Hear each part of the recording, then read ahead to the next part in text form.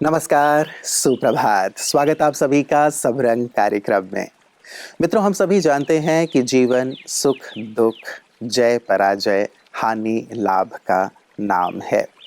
संकट, विपत्तियां, आपदाएं जीवन में आती ही रहती हैं, लेकिन यदि हम इसके लिए पहले से ही तैयार हों, मन हमारा पहले से ही इनसे निपटने के लिए रेडी हो, तो इन्हें पार करना बहुत सहज हो जाता है। वो कहते हैं ना कि यदि घर में आग लगे, उस समय कुआं नहीं खोदा जाता, लेकिन कुएं की खुदाई पहले से ही कर ली जाती है, ताकि कभी यदि घर में आग लगे या कुछ इस प्रकार की विपदा आए, तो वो कुआं काम आए। कहने का भाव है कि पूर्व तैयारी ही हमारी जीवन को सरल और सफल करती है। इसलिए मित्रों, अंदर से बाहर से पहले से ही हर विपदा के लिए तैयार रहना, यही बुद्धिमानी है। और यही है हमारा आज का सुंदर सुवाक्य। आइए सुनते हैं। जिम्मेवारियां खुद के बजाय खुदा के हवाले कर दें, तो चेहरे पर हमेशा ही मुस्कुराहट रहेगी। लोग आज अनेक प्रकार के दुख, चिंता एवं अनेक प्रकार की परेशानियों में ही घिरे रहते हैं। अक्सर करके इन परेशानियों में ही लोग उलझ चुके हैं। अगर देखा जाए तो इसका मूल कारण है सारी जिम्मेवारियां अपने ऊपर ले लेना। जिस प्रकार एक छोटे बच्चे को कभी यह चिंता नहीं होती कि उसकी देखभाल कौन करेगा, बच्चे के सर पर उसके माता पिता का हाथ रहता है। ठीक उसी प्रकार यदि हम अपनी सारी जिम्मेवारियां अपने बेहद के माता पिता परमपिता परमात्मा को सौंप दे, तो सारी जिम्मेवारियां उनकी हो जाएगी। बस इसके लिए हमें अपना समय देना अति आवश्यक है, क्योंकि यदि हम भगवान का ध्यान करेंगे तो वो भी हमारा ध्यान रखेंगे।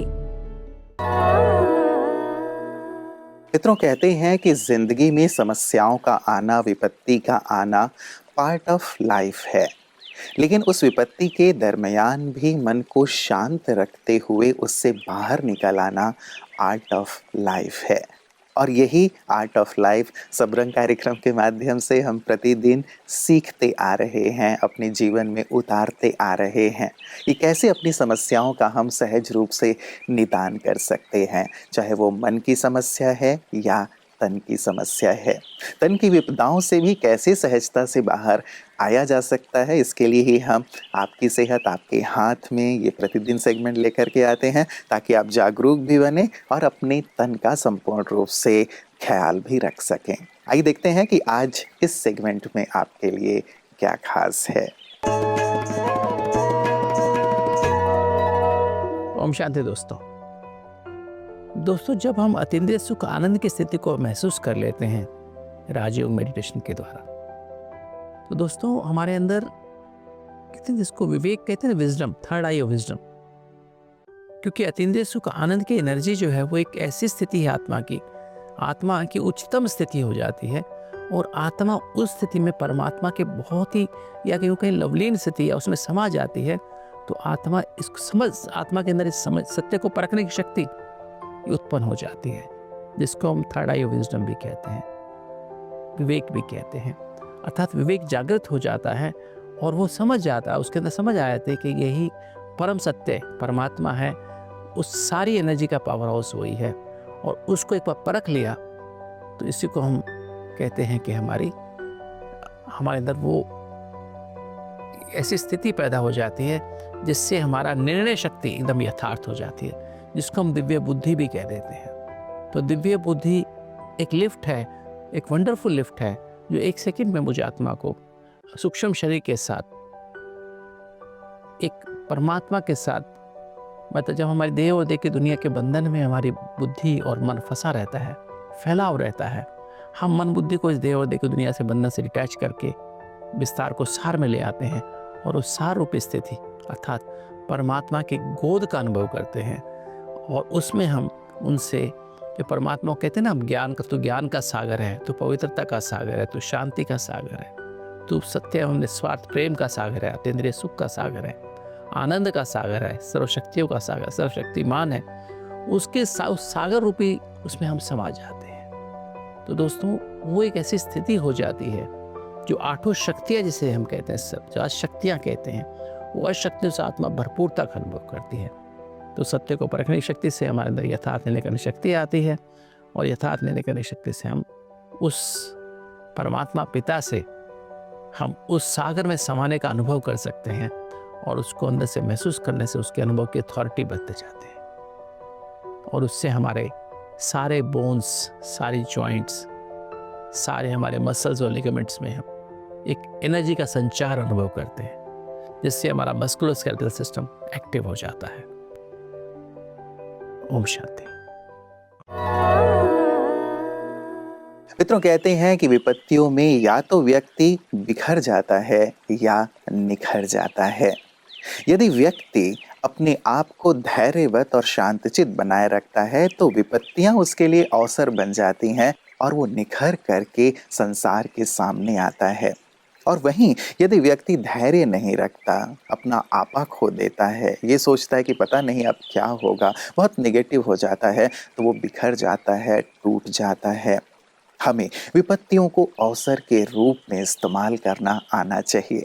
उसके लिए यदि हम एक पॉजिटिव एटीट्यूड रखते हैं कि उस समय भी क्या किया जा सकता है, क्या बेहतर किया जा सकता है, तो सचमुच ये हमारे लिए उन्नति की सीढ़ी बन जाती है। ईश्वर से जो ये आपका नाता है, इस नाते पर आप लोगों को भी क्या कहना चाहेंगे? क्योंकि बात वही आ जाती है कि ईश्वर से हम बात भी करते हैं, कई बार आस्था भी रखते हैं, लेकिन कई बार ये वन वे कम्युनिकेशन होता है। उधर से हमें कुछ जब महसूस नहीं होता कि कुछ नहीं आ रहा है, आएगा भी या नहीं आएगा, क्योंकि लोग कह भी देते हैं देर है, अंधेर नहीं है लेकिन देर है, तो ये देर भी कितना, तो कई बार व्यक्ति थोड़ा सा सोचने लगता है ये कैसा रिलेशन बिल्डअप कैसे करें ईश्वर के साथ। जब हम कहते हैं ना कि देर है, वो आपके लिए वो एक टेस्टिंग पीरियड है। जिस तरह से हम ऊपर वाले पे हम ये पूछते रहते हैं कि तुम कितने टाइम में करोगे, वो कोई टाइम फ्रेम नहीं देता आपको। ऊपर वाला भी यही बोलता है कि मैं भी तुम्हें वो टाइम फ्रेम दे रहा हूँ, ये परखने के लिए कि कहीं तुम डगमगा तो नहीं रहे हो। See, it's a two way communication.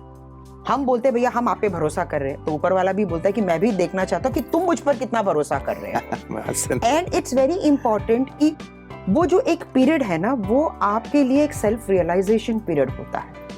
कई बार उस टाइम पे आप वो रियलाइज करते हो कि मेरे अंदर, खुद के अंदर इतनी ताकत है जो मैंने कभी एक्सप्लोर ही नहीं किया। क्यों नहीं किया? तो ऊपर वाला कहता है कि वो शक्ति है तुम में। तुम पहले अपने आप को तो पहचानो जी। जब तुम अपने आप को पहचानोगे, जब तुम बाहर निकलोगे, तब वो एक दूसरा हाथ आता है। पर पहले कदम तो तुम तो लो।